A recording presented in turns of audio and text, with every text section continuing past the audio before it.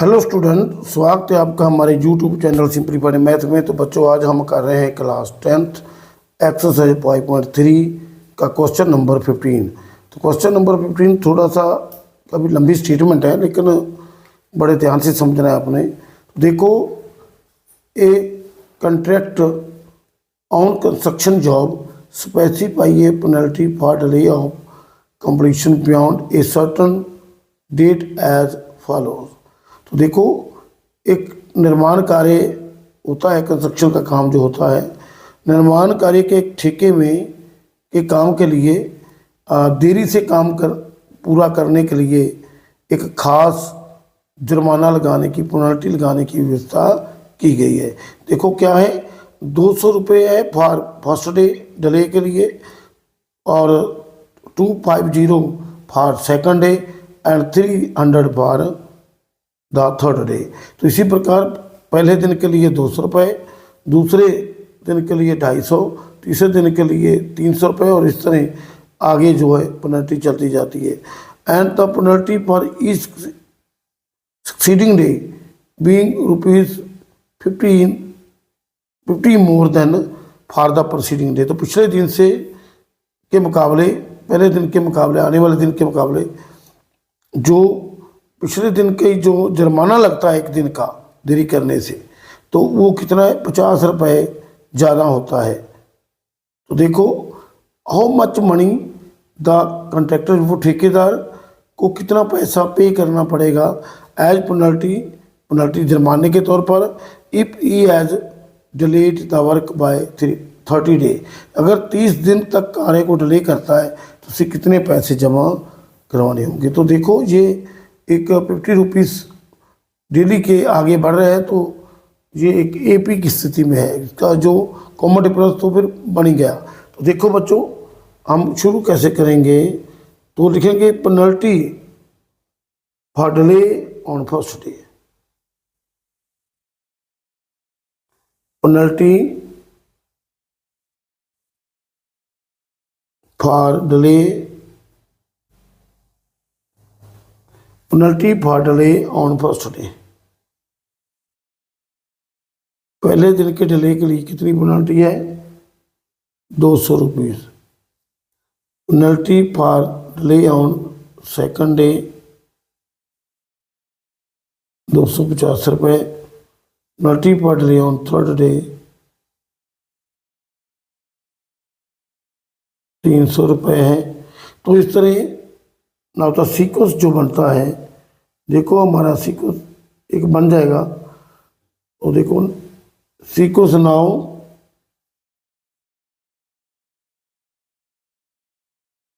The sequence, ये बन गया हमारा 200, 250, 300 डैश क्या है, is an AP, is an AP क्यों, क्योंकि इसका जो एक जैसा ही रुपया बढ़ रहा है तो फिर ये एपी होगी। तो देखो, इसमें A1 इक्वल टू, ये हम मानते हैं 200 है, और A2 हमारे पास 250 है, और हमने D निकालना है। वो तो D क्या हुआ, A2 माइनस A। वैसे तो D हमें पता है कॉमन डिफरेंस है, लेकिन ये कॉमन डिफरेंस है, ऐसे भी निकालेंगे। 250 माइनस 200, 50 रुपये। तो 50 रुपये हमारा डी हो गया। तो देखो बच्चों, ये ऐसा है, और हमने एन जो दिया हुआ है 30, तो ये सभी हमने देखा है। एक जो जुर्माना जो पेनल्टी लगाने की स्टेटमेंट है उसको एपी में है, और उसकी 30 दिन की पेनल्टी लगानी है। अगर काम देरी से 30 दिन करता है तो बिल्कुल ऐसे हम इसका सम निकाल लेंगे। तो S N equal to n/2 2a plus n-1 into D. इसका जो सम आएगा ना, वो सारा लिख लेंगे पीछे जुर्माने के तौर पर। तो S30 13/2 2 इंटू ए की कीमत कितनी है, 200, प्लस n30 है -1, डी हमारा 50 रुपये जो बढ़ रहा है सीधा ये। तो देखो, ये कट जाएगा, 2 1 का 2, 15, ये 2 100 को 2 से मल्टीप्लाई करेंगे तो 400, 31 से निकालेंगे 29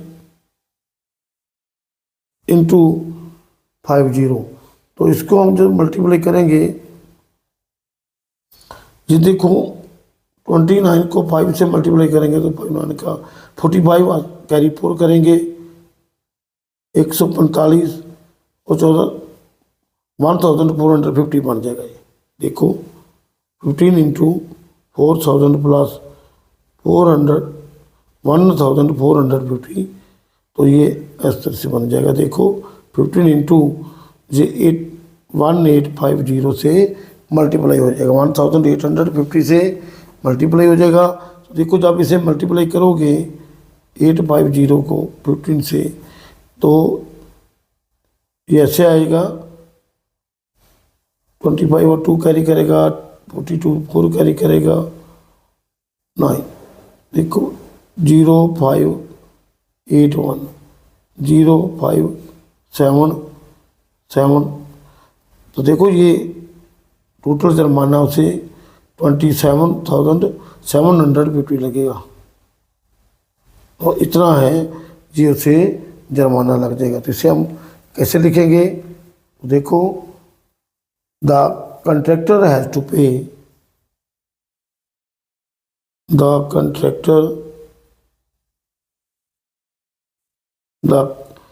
contractor has to pay 27,750 as a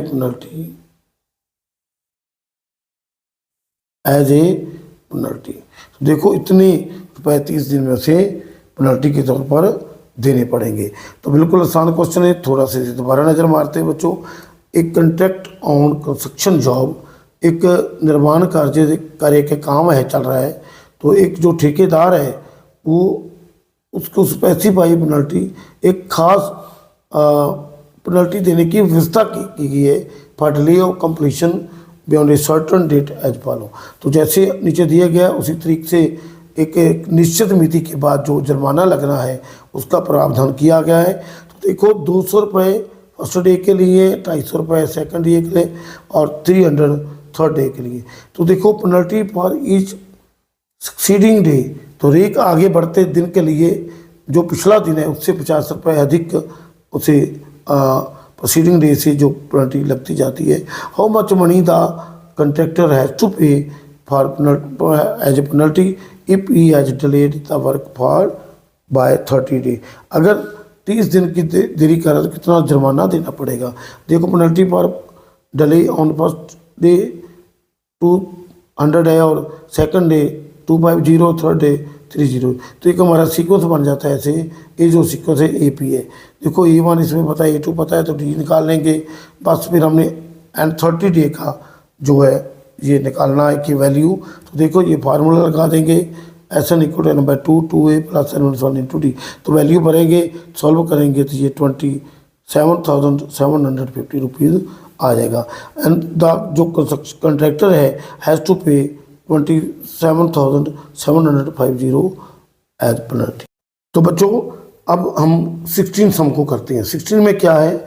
A sum of 700 rupees is to be used to give 7 cash prizes to the student. विद्यार्थियों को देने के लिए 7 जो प्राइजेस देने हैं, कैश प्राइजेस, उनके लिए 700 जो रकम है वो रखी गई है। तो किसी स्कूल के 7 विद्यार्थियों को 7 प्राइज देने के लिए 7000 जो रकम है वो रिजर्व रखी गई। तो फॉर देयर ओवरऑल एकेडमिक, तो जो साल में उन्होंने ओवरऑल जो अपना योगदान दिया है, उनकी एकेडमिक परफॉर्मेंस है, जो प्रस्तुति की है उसने, तो एक वर्ष में, तो उसकी जो रिपोर्ट है उसके मुताबिक उनको इनाम देने का प्रावधान किया गया है। If each prize 20 rupee less than the proceeding, तो पहले इनाम से आने वाला जो नाम है वो 20 रुपी कम होगा, तो find the value of each of the prizes. तो ईच प्राइज की वैल्यू क्या है? तो देखो बच्चों, टोटल अमाउंट ऑफ मनी हमारे पास है, total amount of money for the prizes, prizes वास्ते कितना नाम है 700 रुपीज़। तो देखो 700 रुपये तो नंबर ऑफ प्राइज कितने हैं, number of prizes n equal to हमारे पास 7 है। तो ये टोटल रकम जो देना है वो हमें बताया गया है। तो देखो S7 की वैल्यू हमें 700 दी है, तो हम मान लेंगे लेट द, हमें प्राइस का कोई कीमत पता नहीं है, तो let the amount for first prize, let the value of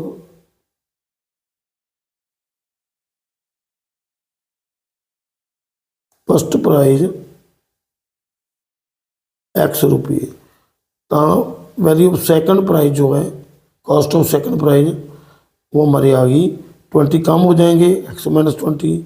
और थर्ड प्राइज तो वो क्या होगा, X माइनस 20 में से माइनस और माइनस कर देंगे तो X माइनस 40 आ जाएगा। तो देखो लगातार 20 रुपये कम हो रहा है, तो AP तो है ही है।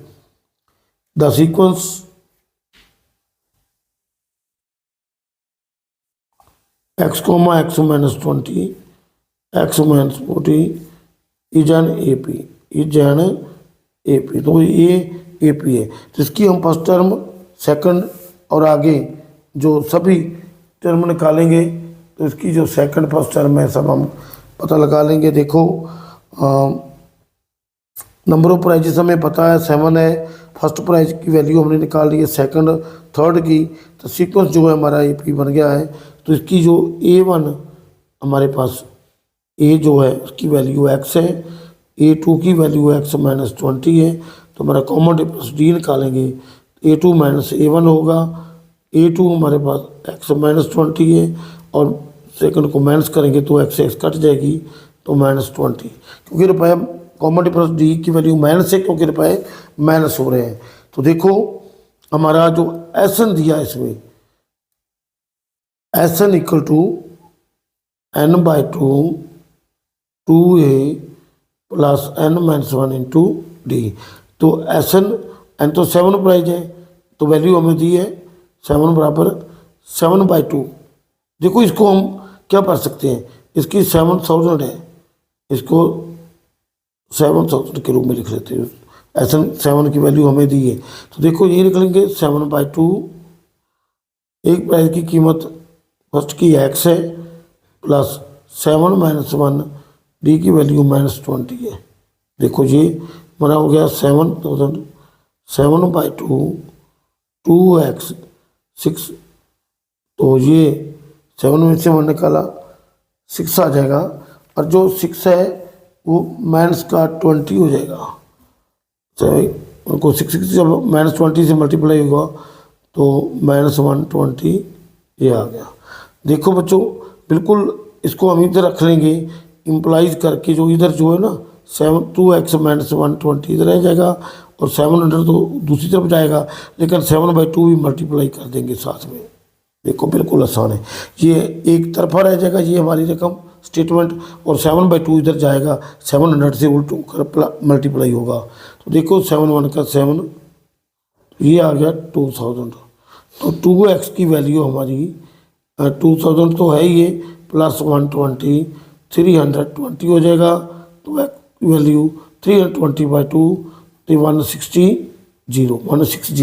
160 जो है फर्स्ट प्राइज की वैल्यू आ गई। तो टोटल प्राइज की वैल्यू अब हम निकाल सकते हैं ये, क्योंकि ये फर्स्ट प्राइज की वैल्यू जो आ चुकी है। तो फर्स्ट प्राइज की वैल्यू देखो बच्चों बिल्कुल हमने दोबारा इसको रकम पुट किया था, SN7 है तो उसकी वैल्यू दी है, N की वैल्यू पता है, एक फर्स्ट प्राइज जो X है, तो इस तरह हमने टोटल जो वैल्यू पुट करके अब ये स्टेटमेंट हमारी बन गई है। तो X की वैल्यू जो 160 है, तो first prize value cost of first prize हमारी आ जाती है, cost of first prize the value of first prize,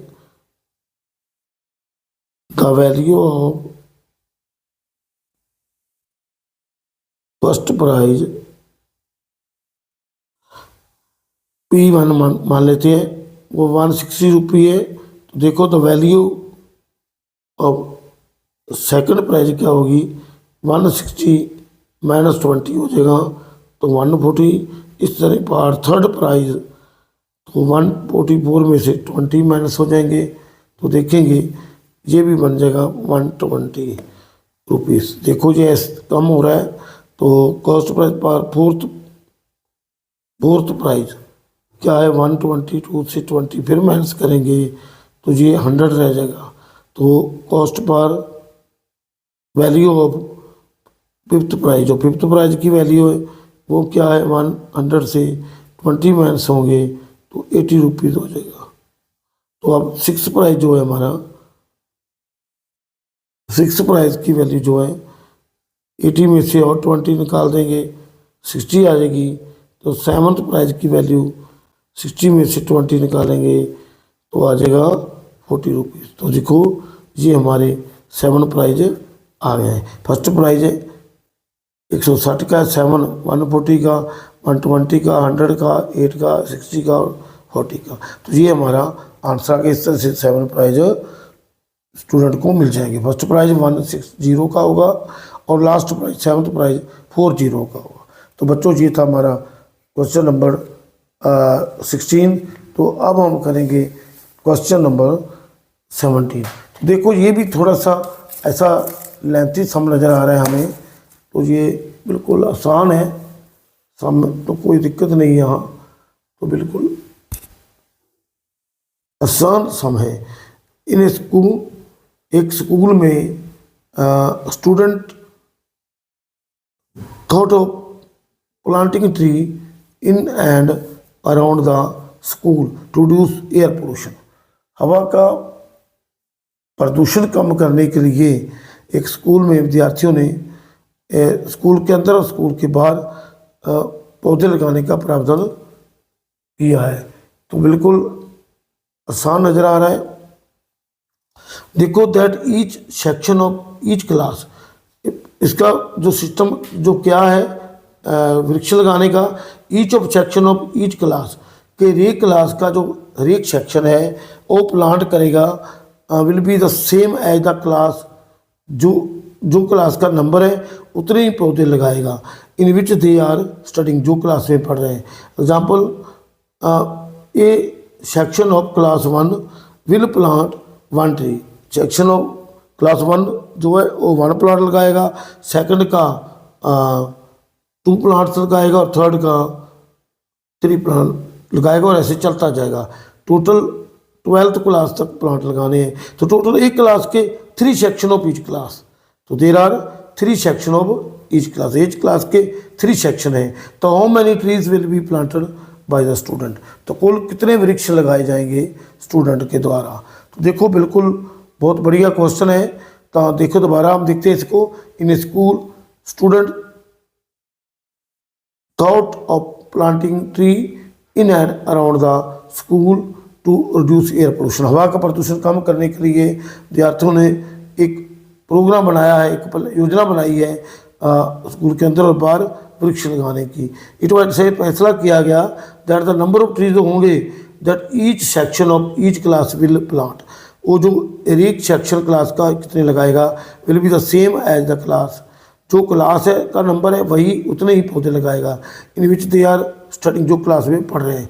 तो देखो एक सेक्शन क्लास, उदाहरण के तौर पर हम एक सेक्शन को लेते हैं, क्लास 1 का will plant 1 tree, A section of class second will plant 2 tree, and इस तरह से आगे चलता जाएगा टिल क्लास 12th क्लास तक, जब तक नहीं आती तो ऐसे ही 12th क्लास का जो स्टूडेंट है वो 12 वृक्ष लगाएगा। तो देखो there are 3 section of each class, तो क्लास के ईच क्लास के 3 सेक्शन हैं। तो हमने ये पता लगाना है कि कुल कितने प्लांट जो है प्लांटेड किए जाएंगे, लगाए जाएंगे। तो देखो बिल्कुल ये 17 क्वेश्चन है, तो हमारा क्वेश्चन आसान है, बिल्कुल तरीके से आप करेंगे तो आ जाएगी समझ।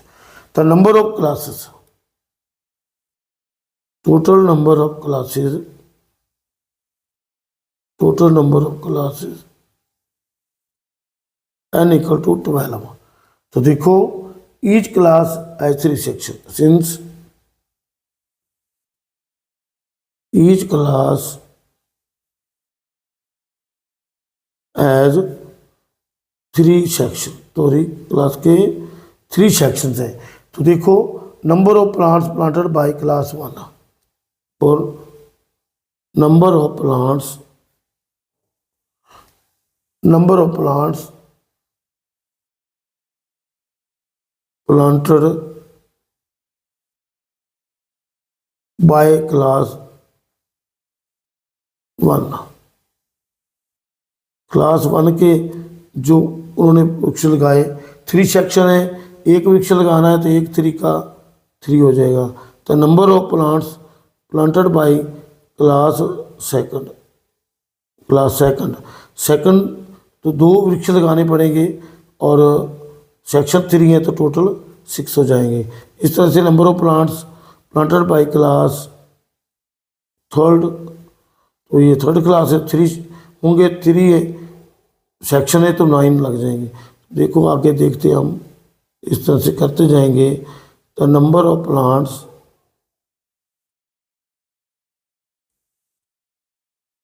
प्लांटेड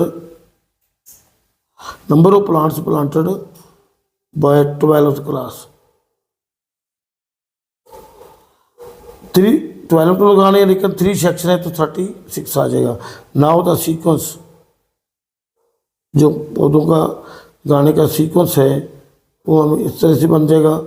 एक तो 3 से शुरू होगा, 6 है, 9 है और अप टू 36। तो देखो जो हमने क्या निकालना है, देखो क्या बोला, टोटल कितने वृक्ष लगाए जाएंगे। तो देखो हमारे ये देखना पड़ेगा, क्लास तो हमें पता है कितने सेक्शन है। देखो A1 = A3 है हमारे पास, तो A2 हमारे पास 6 है, तो कॉमन डिफरेंस हम निकालेंगे D A2 माइनस A1। तो A2 हमारा कितना है, 6 है और 3, तो 3 हमारा जो है कॉमन डिफरेंस आ गया। फर्स्ट टर्म पता है, कॉमन डिफरेंस पता है, तो नंबर ऑफ जो क्लासेस हैं वो हमें पता है कि 12 है। तो अब हम क्या करेंगे कि टोटल उसका जितने लगाएंगे 12 क्लास के बच्चे जो सीक्वेंस है तो हमें पता चल जाएगा। तो हम फार्मूला लगाएंगे SN = N/2 2A plus N-1 into D। तो देखो जो टोटल तो 12 क्लास है, 12/2 A की वैल्यू 3 है प्लस N-1 तो हमने निकालना है, तो D की वैल्यू 3 है। तो देखो इसे हम हल कर लेंगे आगे। तो 12 J 2 1 का 2 2 6 का 12, तो 6 ये 6 आएगा इंटू 2 3 का 6 प्लस 3N माइनस 3 ये आ जाएगा। तो देखो इम्प्लाइज करके 6 इंटू 3 2 3 का 6 आया था, 6 लगेगा और प्लस ये 3N है तो -3। तो देखो इसको हमने ऐसे लिख लिया, इसको दोबारा लिखते हैं। 6 ये है, ये 6 है, में से 3 निकालेंगे तो कितना, ये 3N निकाल लिखते हैं, पहले 3N लिख लेते हैं, 6 में 3 निकालेंगे तो +3 हो जाएगा। तो देखो S12 जो हम निकाल रहे हैं तो बिल्कुल आसान है। ये देखो ये हमारा 2 3 6 और N क्या है, 12 है हमारा, तो हमें पता है नियरेस्ट N की वैल्यू हमने 12 भरनी थी। देखो ये 12 भर दिया, ये 11 बचेगा, 11 3 का 33, तो 33 जो N-1 ये 33 हो जाएगा टोटल। देखो हमने ये थोड़ी सी गलती की इसमें, जो बताएंगे अंदर एक और कर रही है रात का वक्त नवी शुरू करना। तो बच्चों 17 सम करते हैं इसका, इसमें थोड़ा सी लंबी स्टेटमेंट है। तो in a school student thought of planting tree in and around the school to reduce air pollution. तो हवा का प्रदूषण कम करने के लिए स्कूल के विद्यार्थियों ने स्कूल के अंदर और बाहर वृक्ष लगाने का, रुख लगाने का जो प्लान तैयार किया है। इट वाज डिसाइडेड, ये फैसला किया गया, द नंबर ऑफ ट्री जो लगाने हैं, that each section of each class will plant, जितने एक क्लास का एक सेक्शन जो प्लांट लगाएगा वो will be the same as the class. तो जो क्लास है उतने सेम नंबर होगा, तो विच दे आर स्टडिंग, जिस क्लास में वो पढ़ रहे हैं। तो एक सेक्शन मान लो कि एक सेक्शन है class of one class का will plant one tree and a section of class 2 will plant two tree and so on till class 12। so जब तक 12 क्लास में होती है ऐसी तरह आगे बढ़ता जाएगा। तो there are 3 section of each class, तो ईच क्लास के टोटल 3 सेक्शन हैं। तो how many trees will be planted by the student, तो विद्यार्थियों द्वारा कितने कुल वृक्ष लगाए जाएंगे। तो बिल्कुल आसान क्वेश्चन है। तो देखो बच्चों नंबर ऑफ क्लासेस कितनी है हमारी, देखो नंबर ऑफ क्लासेस इसका हल करेंगे। तो number of classes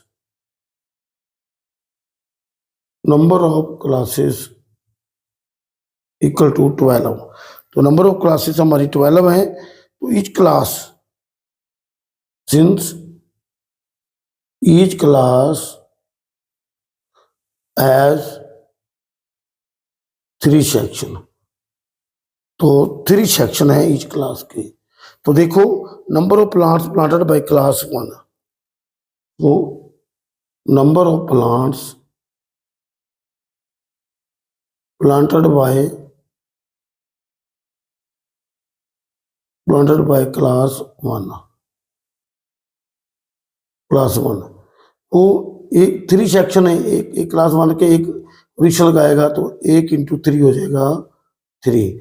the number of plants planted by class 2 ये आ जाएंगे 2 × 3 तो 6 वृक्ष लग जाएंगे। तो नंबर ऑफ प्लांट्स क्लास 3 3 × 3 = 9 हो जाएंगे। देखो बच्चों आगे ऐसे चलता जाएगा। Number of plants planted by class 12 class कितने लगाएगी, 12 × 3 36। द सीक्वेंस क्या बन जाएगा बेटे, द नंबर बन गया हमारा, सीक्वेंस बन गया द नंबर्स 3, 6, 9 डैश 36। जो नंबर है ये क्या है, आर इन AP। तो AP के नंबर हैं, क्योंकि एक बार एक जैसा ही बढ़ोतरी हो रही है तो ऐसे हम निकाल भी लेंगे। A1 = A हमारे पास 3 है और A2 हमारे पास 6 है। देखो बच्चों इसका कॉमन डिफरेंस निकालेंगे तो A2 - A1, देखो 6 - 3 = 3 आ गया हमारा कॉमन डिफरेंस।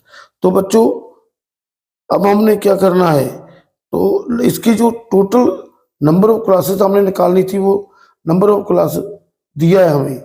तो हम क्या देखेंगे कि टोटल जो वृक्ष प्लांट किए हैं, तो देखो टोटल वृक्ष प्लांट जो कितने किए हैं वो निकालना है, SN की वैल्यू निकालनी है। तो N की वैल्यू हमारे पास 12 है। तो SN = एक लास्ट टर्म हमें पता है इसलिए हम शॉर्ट फार्मूला भी लगा सकते हैं N/2 और A + L, चाहे AN में हम कर सकते हैं। तो इसका SN 12 है, 12/2। फर्स्ट जो टर्म 3 है, लास्ट हमारी 36 है। तो 2 × 2 2 6 का 12 6 × 39 6 × 39 जब मल्टीप्लाई होगा तो हमारे टोटल जो वृक्ष है वो 234 आ जाएंगे। 39 को जब 6 से मल्टीप्लाई करेंगे तो 54, 5 कैरी होंगे तो 23, तो 234 आंसर आ जाएगा। इतनी जो वृक्ष हैं, जो क्लास टोटल वृक्ष प्लांटेड बाय द स्टूडेंट क्या होंगे, देखो the number of tree planted by the student. So the total number of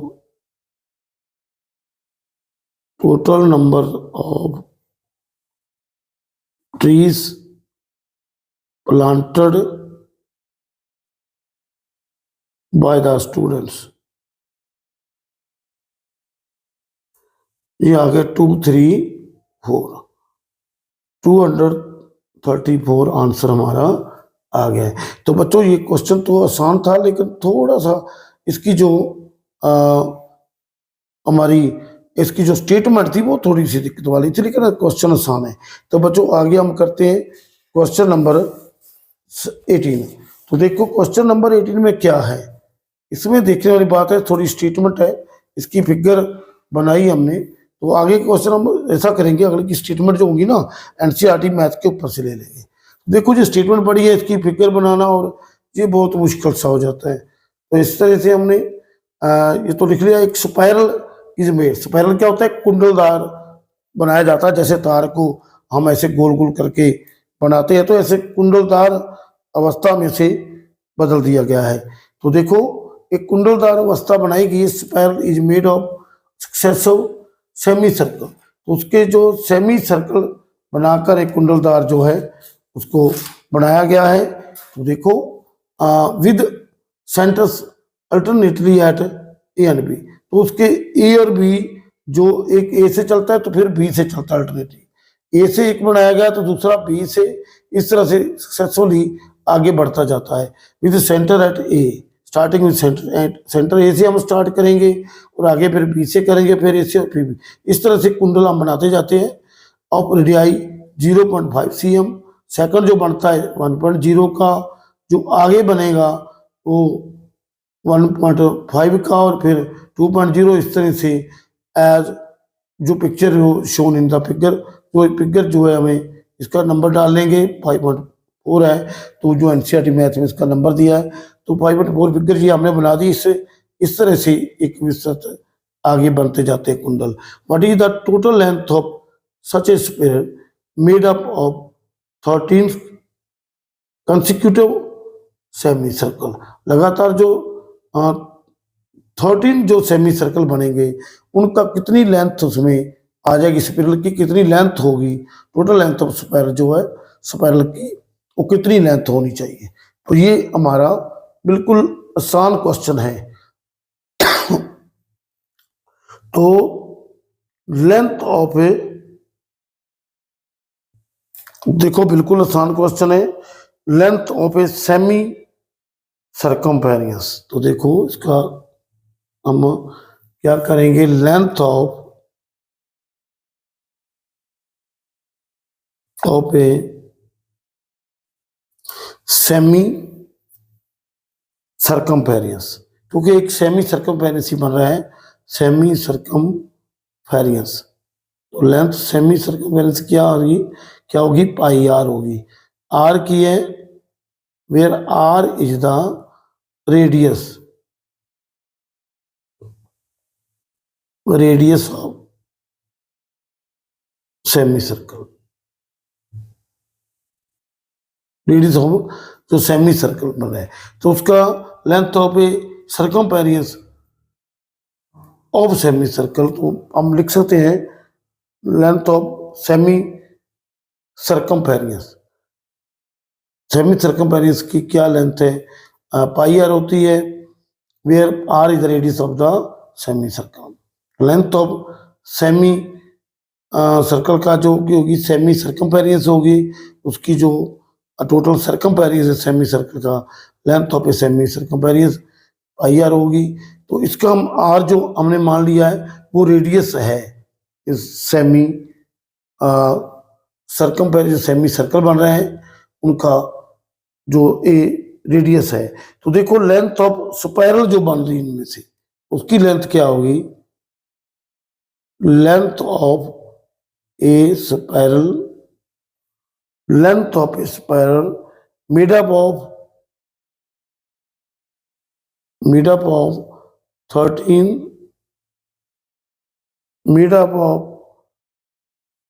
13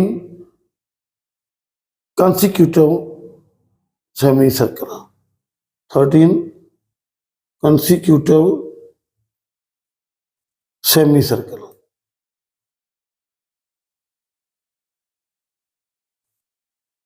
semi circles, तो इनकी लेंथ क्या होगी। देखो बच्चों ऐसे हम लिख लेते हैं, तो ये टोटल, एक तो ये पाई आर है, तो पाई जो पहला रेडियस है हमारा 0.5 है, प्लस पाई इंटू 1 है जो रेडियस, आगे क्या बढ़ता जाता है, तो आगे जो सर्कल बनता है सेमी सर्कल उसकी 10 रेडियस हमने लेना है। तो 10 को हम 2 इंटू 0.5 लिख लेंगे। इस तरह से आगे जो 5 इंटू उसका जो 1.5 बनेगा, 1.5 को हम कैसे लिख लेंगे, पहले लिख लेते हैं हम 1.5 प्लस पाई इंटू 2, 0 और ऐसे क्या चलता जाता है प्लस प्लस, और जो 5 इंटू जो लास्ट है हमारा 6.5 बन जाएगा। तो इस तरह से लास्ट वाला भी बन जाएगा प्लस करके। तो देखो इसमें से क्या है बच्चों, ये सारे उनकी सरकमपेरियंस हैं जो सेमी सर्कल बन रहे हैं। जो सेमी सर्कल है, सर्कल बन के हाफ सर्कल जो है, कंसिक्यूटिव जो सेमी सर्कल है, उनके जो टोटल उनकी जो सरकमपेरियंस है उनका, उसका हम टोटल पता लगाना है। उतनी ही लेंथ बनेगी जितना उनका सरकमपेरियंस होगा। तो देखो ये हमारा फर्स्ट जो ए से शुरू होता है, इसका पाई इंटू 0.5 होगा। आगे 1.0 है तो 5 इंटू 2, सेकेंड जो सेमी सर्कल है इसका 2 इंटू 0.5, इस तरह से आगे बढ़ता जाएगा। तो हम क्या करते हैं, इसको थोड़ा शॉर्ट में कर लेते हैं, 5 इंटू 0.5, तो प्लस करेंगे बच्चों, बड़ा आसान तरीका है, इसे थोड़ा सा लगाना पड़ेगा। तो 2 को हम ऐसे लिख लेंगे, 2 इंटू जो 1.0 है उसको हम 2 इंटू 0.5 लिख रहे हैं। तो देखो आगे प्लस है पाई, तो ये 1.5 जो इसको क्या लिखेंगे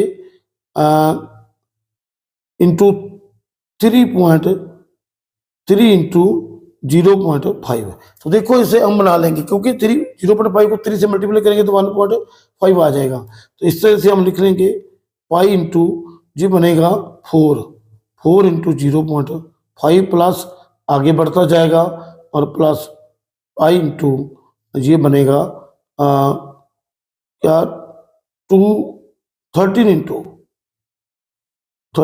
0.5 जी, 13 इंटू 0.5 बन जाएगा। तो देखो जी बिल्कुल हमारा एक तरह से सीक्वेंस बन जाएगा। देखो ये हमने उसी को इस तरह से लिख रहा है, 0.5 को हमने कॉमन रख लिया सभी में, और उसको जो 2 से मल्टीप्लाई कर दिया है। तो बड़ा आसान तरीका है बच्चों, इसमें 5 और 0.5 सभी में है। ये कॉमन निकाल लेंगे, 0.5 कॉमन आ जाएगा, यहाँ 1 बचेगा, यहाँ 2, 3, 4 प्लस 13, तो ये हमारा बच जाएगा। तो ऐसे जो चीज टर्म है तो इनका हम सम निकाल सकते हैं। हमारे पास जो यूनिट टर्म है इसमें क्या है, हमें गिवन है ये A1, इसमें से इतना हिस्सा जो है इसका हम सम निकाल के इससे मल्टीप्लाई कर देंगे। तो A1 इक्वल टू, तो AP क्या होगी, ये AP एक है, ये हमारी AP बन गई है। इसका A1 फर्स्ट टर्म जो है A इक्वल टू 1 है। तो देखो आगे A2 हमारा इसमें 2 है, तो कॉमन डिफरेंस D जो हमारा है A2 माइनस A1 होगा, 2 माइनस 1 1 आ जाएगा। तो D की वैल्यू आ गई, A हमें पता है। तो टोटल नंबर जो है N इक्वल टू 13 है, तो 13 हमें पता है। तो देखो इसका हम ऐसे फार्मूला निकाल लेंगे, देखेंगे N/2, इसका जो S13 है उसको हम N/2 2A plus N minus 1 into D। तो इस तरह से हम सम निकालेंगे। इसकी N/2 कितनी है, 13/2, A की कीमत 1 है, प्लस 13 माइनस 1 इंटू D की वैल्यू वो भी 1 है। देखो ये क्या हो गया, 13/2 2 प्लस 12 ये हो गया, और ये 13/2 इंटू 12 7 और 91 इंटू 14, तो ये 2 1 का 2, 2 7 का 14, तो 91 आ गया। तो देखो इस तरह से हमारा जो इस तरह का सिस्टम है, ये 91 आ गया है। तब इसकी वैल्यू हम भर देंगे। तो देखो पाई की वैल्यू 22/7 है, और जो 0.5 की वैल्यू 10 है। तो ये हमने निकाला है, इसका जो सम है 91, इसको काट देंगे, 5 1 का 5, 5 2 का 10, तो 2 1 का 2, 11 का 22, और 7 1 का 7, 7 13 का ऐसे होगा। तो 11 इंटू जब 13 को हम मल्टीप्लाई करेंगे तो आ जाएगा वन को 13 से हम जब करेंगे तो क्या आ जाएगा हमारा 143। तो 143 जो है, जो इतना लंबा स्पाइरल बन जाएगा, लेंथ ऑफ स्पाइरल जो है वो 143 cm हमारा आंसर आ जाएगा। तो देखो बच्चों, थोड़ी सी नज़र इससे दोबारा करते हैं, थोड़े लंबे साम में। इस spiral is made up of successive semi circle लगातार उससे जिनका जो सेंटर अल्टरनेटली एट ए, उसका सेंटर जो ए से स्टार्ट होता शुरू होता है और फिर बी होता है और फिर इस तरह से आगे चलता जाता है।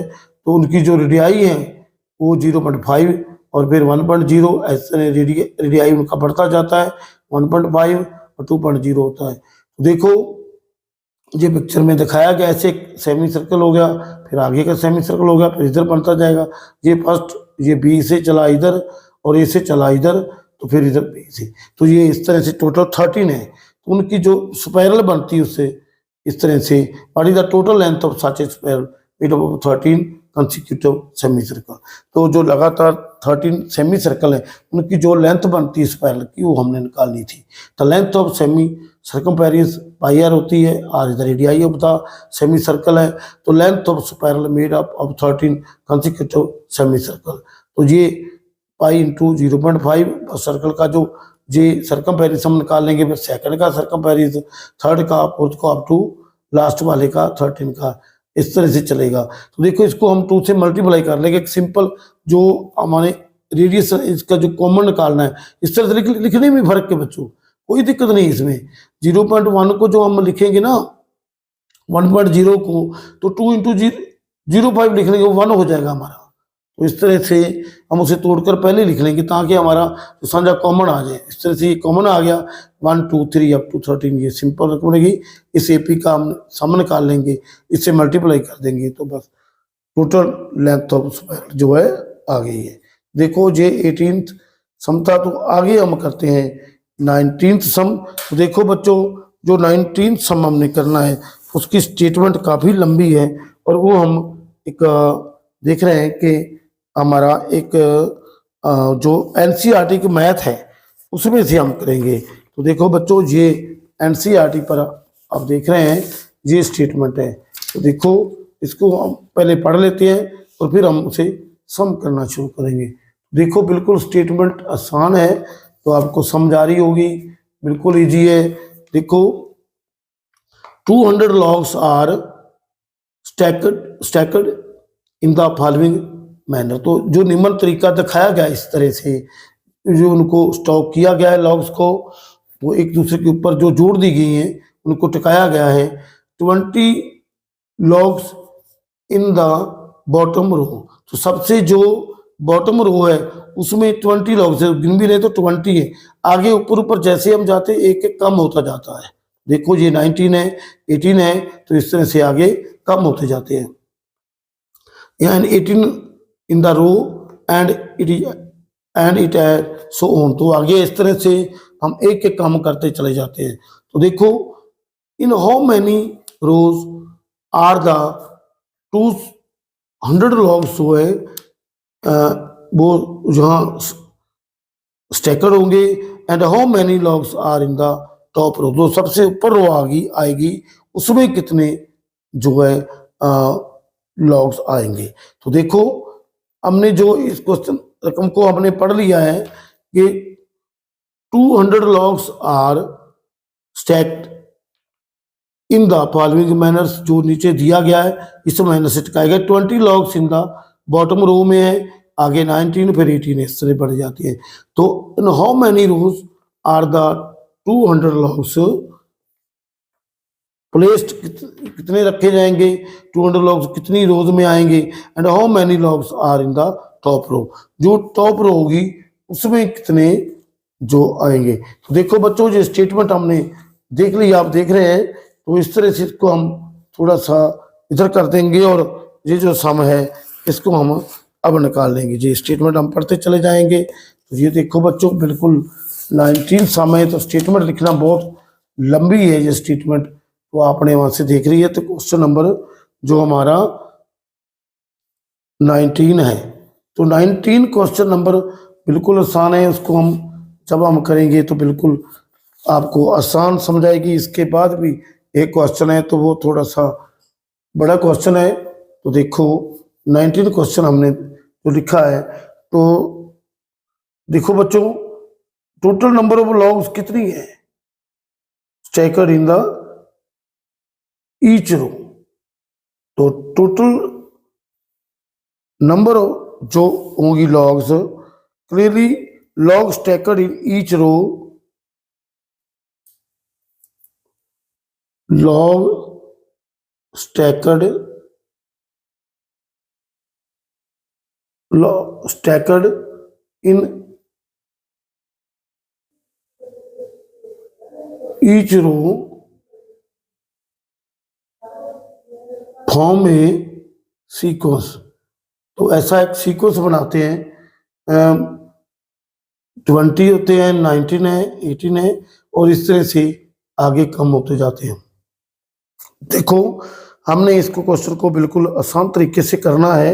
इस तरह से बन गए, तो ये क्या कर रहे हैं, ये एक ए पी बन रही है। देखो इसमें A1 इक्वल टू ए हमारे पास 20 है, और A2 हमारे पास 19 है। तो डी हम निकाल लेंगे, A2 minus A1, 19 minus 20 equal to -1। तो देखो ये हमारा जो कॉमन डिफरेंस है, इसका -1 आ गया है। तो हमें टोटल नंबर ऑफ लॉग दिए हैं, उनका सम दिया हुआ है। तो SN हमारे पास है, SN की वैल्यू हमें 200 दी गई है। तो इसमें से हम क्या करेंगे, इससे हम लगाएंगे N की वैल्यू निकालनी है, कितने नंबर ऑफ रो बनेगी, कितनी हम नंबर ऑफ रो इसमें आएंगी, कितनी आ सकती है। तो देखो SN की वैल्यू, तो इसका फार्मूला हमारे पास है N/2 2A plus N-1 into D is equal to 200। तो N हमारी कितनी है वो तो हमें पता नहीं है। 2 इंटू ए की वैल्यू जो है 20 है, प्लस N-1 डी की वैल्यू 1 है, इक्वल टू 200। तो देखो N/2 ये 40 बनेगा, ये प्लस N-1, तो N-1 इंटू 1 इस तरह से लिख देंगे। तो ये हमारा 200 है। तो देखो इसे हम जब लिखेंगे तो इसको हम सॉल्व भी कर सकते हैं। देखो ये 2 उधर जाएगा, इधर में सॉल्व होने वाला है नहीं, तो 2 को हम उधर ले जाएंगे, यहीं रह जाएगा। और ये 40 है, और ये N है और -1, तो इधर आएगा 200 इंटू 2, जो नीचे वाला 2 था उधर जाएगा, तो ऊपर मल्टीप्लाई हो जाएगा। तो बिल्कुल आसान है बच्चों। तो देखो ये हमारा जो N-1 था, वो ये जो कॉमन डिफरेंस है ना हमारा डी, वो -1 है। देखो बच्चों, तो इस तरह से ये -N होगा, देखो तो +1 हो जाएगा जी। थोड़ा सा देख लेना है, तो -1 था, हमें देखा नहीं, और एन जो कॉमन डिफरेंस हमारा -1 है। तो इस तरह से इसको -1 भरेंगे तो 40 -1 +1 होगा। तो देखो ये 2 तो इधर नीचे था, वो उधर जाकर मल्टीप्लाई हो गया है। तो देखो ये हमारा N जो है ये 41 -N हो जाएगा। इधर हमारा 400 है, देखो अंदर मल्टीप्लाई होगा तो 41N हो जाएगा, -N² इक्वल टू 400। तो 400 ये सभी टर्म हम दूसरी तरफ ले जाएंगे, इधर 0 रह जाएगी, इनको सेटिंग कर लेते हैं। N जाएगा उधर, माइनस का है, प्लस हो जाएगा। तो 41N है जो प्लस है, तो माइनस की हो जाएगी। तो 400 तो उधर है ही है। देखो ये हमारी इक्वेशन तैयार होगी क्वाड्रेटिक, जिसको हम ऐसे लिख लेंगे, N² माइनस 41 जो है क्या है, 41N है, और प्लस 400। तो देखो ये इक्वल टू 0 है। तो इसके हमने फैक्टर बनाने हम देखते हैं। तो फैक्टर बनाने का सिंपल तरीका बच्चों आपको बताया था कि हमारा जो प्रोडक्ट आ रहा है ना, इधर प्रोडक्ट जो N² का कोएफिशिएंट 1 है, तो ये 400 है, तो ये 400 है। तो इसका जो सम है वो -41 है। तो देखो मल्टीप्लाई करके जो प्रोडक्ट प्लस आ रहा है, तो जो इसका सम है वो नेगेटिव है, तो दोनों टर्म जो है नेगेटिव की होंगी। नेगेटिव नेगेटिव प्लस होता है। तो इसके फैक्टर देखेंगे, पहले 2 से भाग करेंगे, 200, फिर 2 से जाएगा तो 100, और फिर 2 से जाएगा तो 50, फिर 2 पर भाग करेंगे तो हम ये 25 आ जाएगा। तो देखो ये हमारा 16 और ये 25 हमारे फैक्टर बन गए। इनका सम करें तो 41 बनता है, मल्टीप्लाई करें तो 400 बनता है। देखो ये हमारा -16n और -25n, ये हमारे इसके जो स्प्लिट हो जाएंगे 2 पार्ट।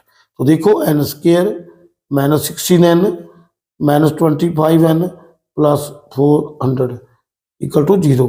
ये हमारे जो पेयर बन गए दोनों, ये पेयर है, इसमें से n कॉमन निकालेंगे, n -16 हो जाएगा। यहाँ जो अकेला n आना है तो 25 ही कॉमन निकलेगा, वो माइनस का, क्योंकि n प्लस इधर n माइनस है, 25 माइनस का कॉमन, ये n हो जाएगा, ये प्लस की रकम हो जाएगी और ये प्लस से माइनस हो जाएगा, तो 16 ही आएगा इक्वल टू 0। तो इन दोनों में से एक ले लेंगे, ये क्या होगा n -16 और एक हम n -25 इक्वल टू 0। इसको 0 के बराबर जब करेंगे तो n -16 इक्वल टू 0, तो n equal to 16, n -25 equal to 0, तो n क्या हमारा आ गया 25। अब हम इसको देखेंगे कौन सी n सही है, तो बिल्कुल अब हम इसकी लास्ट टर्म निकालेंगे कि कितनी रो इसमें उसकी वैल्यू आती है, क्या उसमें कुछ बचता भी या नहीं। तो पहले हम क्या करेंगे, n बराबर 25 लेकर हम एक टर्म निकालेंगे। कैसी टर्म होगी, ए एन की, जो ए एन इक्वल टू क्या होता है, ए एन निकालेंगे A plus N minus 1 into D. तो देखो ए की वैल्यू हमारे पास यहाँ कितनी है, ए की वैल्यू हमारे पास 20 है, प्लस n 25 हमने ले लिया इंटू 1, तो मल्टीप्लाई -1 से कर देंगे। तो देखो ये 20 प्लस का है और ये प्लस 24 इंटू -1। देखो बच्चों 20 प्लस, तो ये प्लस माइनस हो जाएगा 24, ये -4 आ गया। तो लास्ट टर्म -4, ये संभव नहीं है, नॉट पॉसिबल। तो ये हमारी टर्म जो है ये पॉसिबल नहीं है, क्योंकि नॉट पॉसिबल है। तो देखो अब हम क्या करते हैं, अब हम n लेते हैं 16। देखो n की वैल्यू क्या होगी, n की वैल्यू हमारी होगी a क्या है हमारा 20, प्लस n क्या लिया हमने 16 -1, तो d तो हमारी -1 है ये। तो देखो 20 प्लस 15 इंटू -1, तो 20 -15, ये हमारा 5 आ गया।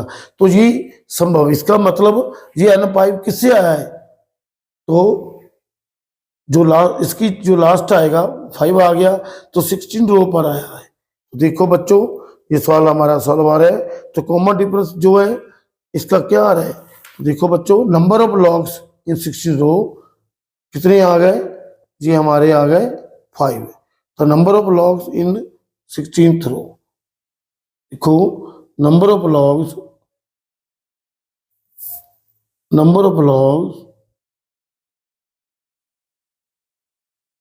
इन 16 रो, ये कितने आ गए नंबर ऑफ लॉग 5। तो टॉप रो 16 रो क्या आ गई, टॉप रो। लो देखो जी number of logs in 16 row, यानी टॉप रो में कितने आ गए 5, तो 5 लॉग हैं टॉप रो में, और नंबर ऑफ जो टोटल कितनी इसकी रो है 16।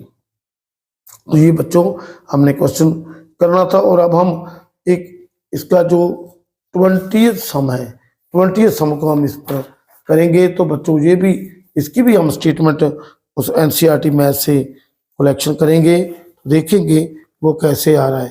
तो देखो नंबर ऑफ जो इसका जो हमारा क्वेश्चन है वो देखो बड़े आसानी से देखेंगे हम, ये हमारा ये आ रहा है क्वेश्चन।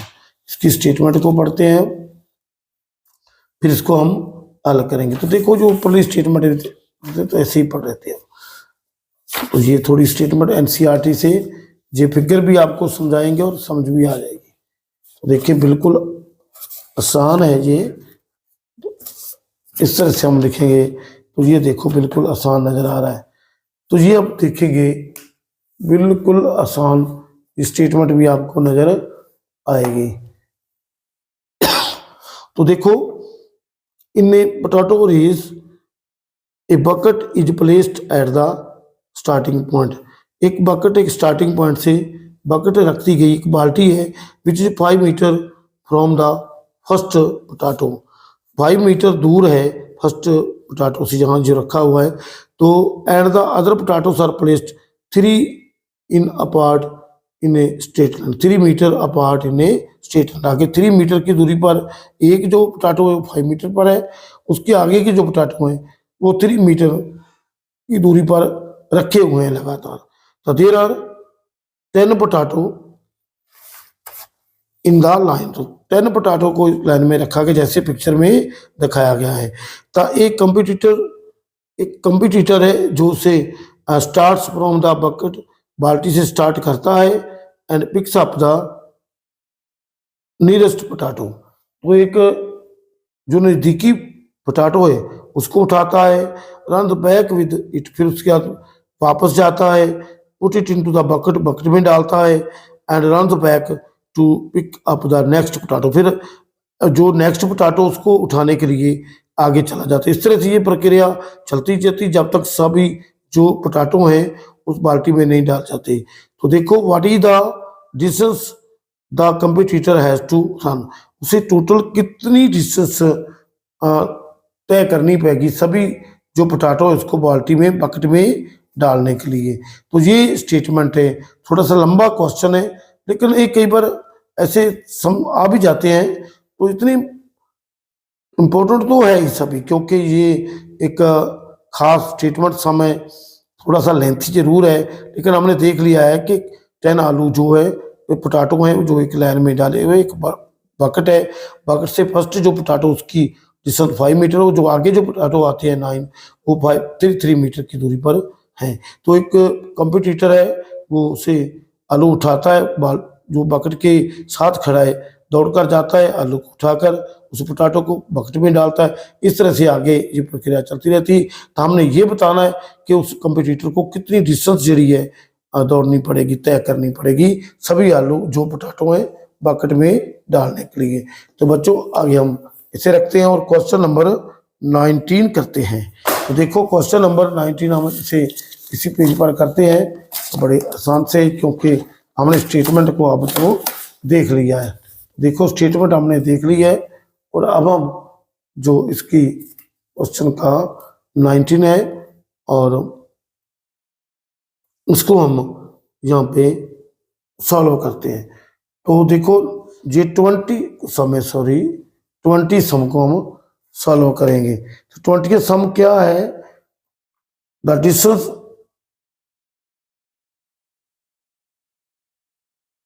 तो देखो ये 20 सम है, ये 90 नहीं है, 20 सम है, तो गलती से लिख रहे थे। तो 20 सम क्या है, the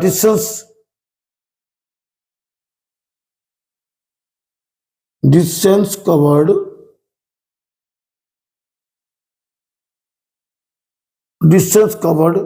two pick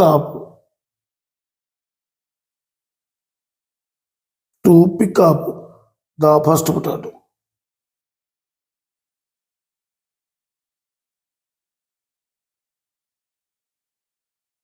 first potato को क्या ये 5 जाएंगे 5 वापस आएंगे, तो 2 × 5 10 मीटर जाना पड़ेगा, 10 मीटर की डिस्टेंस हो जाएगी। So distance covered to pick up the second potato, ये 10 तो होगा ही, जो आगे 3 के है वो 2 × 3 कर देंगे हम, 10 + 16 तो 16 मीटर जो उसे डिस्टेंस कवर करनी होगी।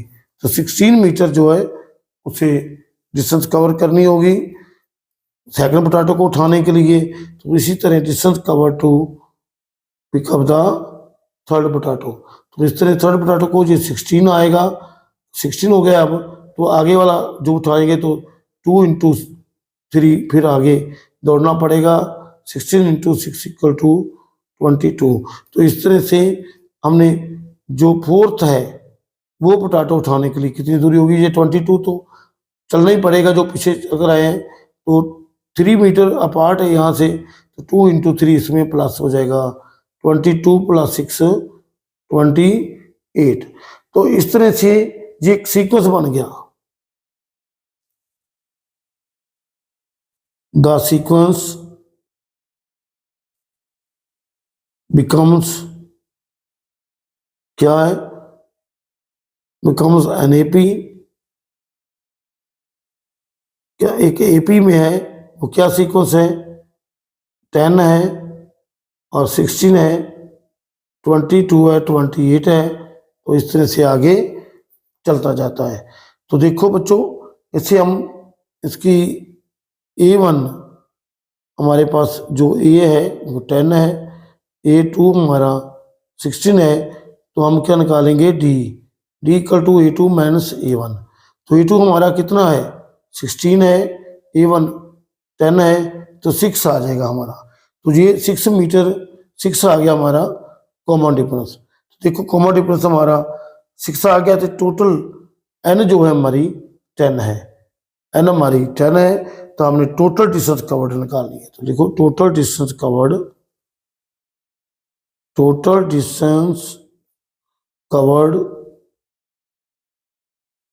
By the competitor, total distance covered by the competitor. तो कंपटीटर टोटल कितनी डिस्टेंस कवर्ड करेगा by the competitor, total distance covered by the competitor. देखो कंपटीटर टोटल डिस्टेंस कवर करेगा जो हमारी एस एन के फार्मूले से निकालेंगे, n/2 2a plus n-1 into D. तो देखो ये 10 है, n की वैल्यू 10/2, तो फर्स्ट 10 है प्लस 10-1 इंटू डी वैल्यू 6 है। 2 1 का 2, 2 5 का 10, ये 5 आएगा और इसको ब्रैकेट में 20 होगा प्लस 9 इंटू 6, ये मल्टीप्लाई हो जाएगा, तो इक्वल टू 5 20 प्लस 54, तो ये 5 इंटू 74 हो जाएगा। तो 5 0 का 22 कैरी होगा, 370 मीटर, जो इतनी डिस्टेंस को तय करनी पड़ेगी टोटल जो है सभी जो पोटैटो हैं उसको बकेट में डालने के लिए। तो बिल्कुल आसान क्वेश्चन है। तो बच्चों आज बस इतना ही, काफ़ी लंबी वीडियो बन गई है। तो बच्चों thanks for watching this video. इस चैनल को सब्सक्राइब करें, लाइक करें, शेयर करें, ताकि हम आगे भी ऐसी वीडियो डालते रहें।